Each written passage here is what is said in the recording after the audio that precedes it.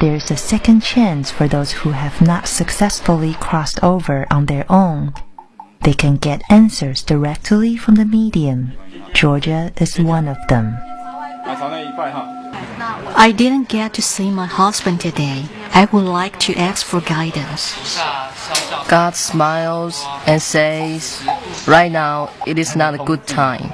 The gods want to tell you it is understandable that you want to know how your husband is doing now. But whether he's doing well or not, what can you do? Because you are so anxious to see him. If things appear in front of you, she's afraid you won't be able to take it. The image appearing here, it's a woman, deep in thought, sitting on the bed. There's a man standing on the other side, but he's in pain. They cannot communicate with each other, even though they can feel each other's presence. I hear people crying. I'm in a very dark room. It looks like a prison. A prison. There are many good brothers. It looks like he's suffering in pain. I cannot wake him up. God says you shouldn't keep living in the old memory. The most important thing is to take care of the child right now. This news was not what she expected to hear. The medium tells her to read Buddhist scriptures to reduce Jerry's pain and sins, to change Jerry's circumstance. Since I did not see things with my own eyes, I'm still skeptical. After all the words came from someone else, I can't be sure if this is true or not. I don't know if the person he described was really my husband. I would rather believe it is not real, because if it is, it's just too painful for me. I know Georgia is suffering in her heart, and I feel guilty in some way. I was hoping to have a happy ending, hoping to hear that Jerry is having a good life in the afterlife, but instead, I heard this terrible news. I don't know how to comfort Georgia besides writing a simple email. Later in the day, more bad news. I learned from Paul's family that Paul is now unconscious. The time is near. 220 kilometers away, Paul's family prepares for his afterlife. To them, it is important to follow the family tradition and to make sure Paul will leave this world as comfortable as possible and can go on to his next life. His brother Qing is going to a local shop that only carries accessories for the dead. Now Qing buys a new suit for his youngest brother, knowing that it will be the last suit Paul will ever wear, at least in this life.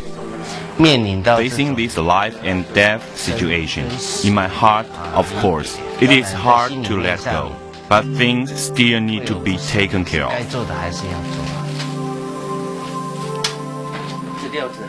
At home, Qing carries Paul out to the main room and helps him into his brand new suit. Paul's heart beats slower and weaker. I no longer hear Paul's mother tossing coins. Sadly, this afternoon in his living room, Paul loses his struggle to live at age 37. His elderly mother and 5 siblings, his wife and 2 young children are all by his side. Paul, the youngest of his siblings, is the first to die.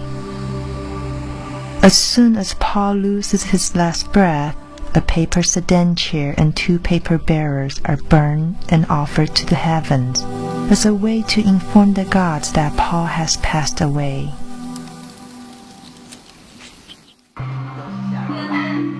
I don't have a religious family, but we do practice simple rituals from time to time.